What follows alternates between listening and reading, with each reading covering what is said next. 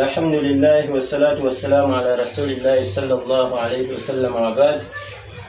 Ekyokuyigiriza kyaffe ekyolunaku olwaleero katweyigirizeeko ku lukuyeego b'ebitonde mu nnyumba. Mbufunze obutawanvuya nnyo vidiyo, n'abo abali ku audio mujja kulaba ku kiri ku vidiyo.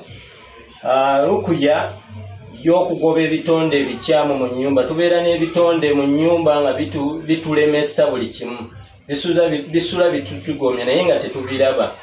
Okikola otya bw'oba tofunye akusomerera lukuya oba oba tofunye ku mazzi nga gano aga lukuya?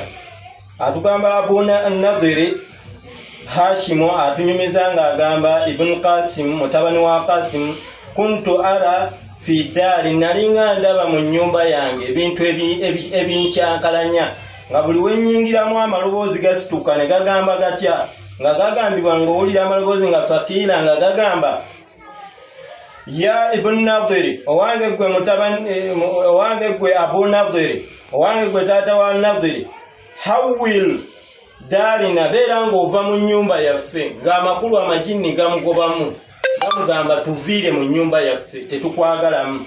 Ebitonde nga bimugobamu, ng'oyinza okuba tobiwulira amaloboozi naye ng'ate bye bikufuula ensonga. Wayingira ekiyumba, wayingira ekiduuka naye nga kirimu shayatini, eyakirimu yali yateekamu amalagala nga shaitani yali azirundira omwo. N'otayiwaamu lukuya, n'obeera ng'owangaalira ku ki? Kati gaba gakusumbuwa, gakuleetera ebizibu by'otakola ki? By'otamanyi. Naye ki ky'olina okukola?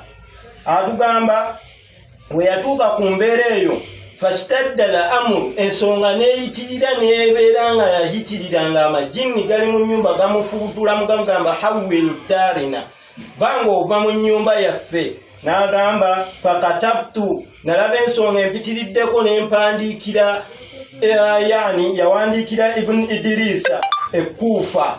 N'amugamba ya Ibn Idrisa ensonga empitiriddeko, n'amugamba weekityo ensonga yaliwo amajini agamu gagenda ne mu nzigizi ne gabeeramu albiiru, naye twakozesa ku dduweeno omuddu n'ayiwa mu biiru ne muwafubutukayo omuliro olw'edduweeno. N'amugamba yeeriwa, n'agimuwandiikira agamba yali bwekyo edduwa mwalimu ebigambo bino bye bino. Obikisomera mu mazzi bw'oti, a'udhu billahi minash shaitanir rajim, bye bigambo bino.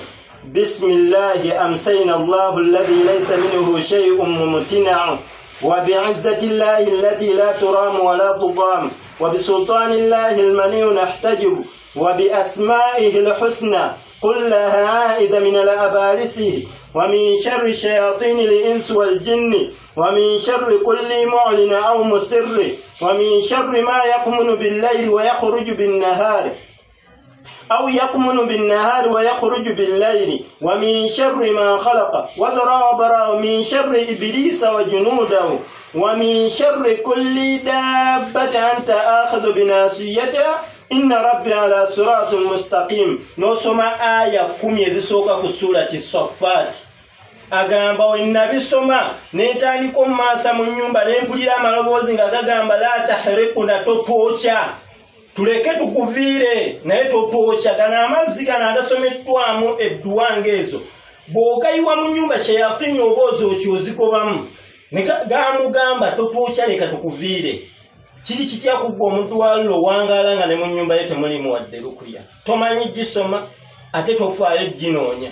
N'olw'ensonga eyo atugamba Ibn Abbas, Sheikh Abdullah Ibn Bazi we baamubuulira ku dduwa eyo yagamba nti nno webanga amajini gagamba nti la tahriquna, totwokya, watya? N'agamba yanfa'u, egasa, mubeere nga mugikozesa kubanga egasa edduwa eyo okugisomera mu kyombo. Ffe wano tusomeramu ebintu bingi nga bwe nabagamba lukuya yange, tusomeramu ayati sihiru, ayatul masi, ayatu shifa n'edduwa ezifaanana ng'ezo. Omuntu agenda ogiyiwa mu nnyumba yo bw'oginaaba nga Allah amuteekako shifa nga amuwonya biizinihi. N'olw'ensonga ebagatiibwa twekwate ku dduwa eyo kyekikulu. Ebirala ebisingawo ojja bibuuza naye nga twekwate ku dduwa eyo.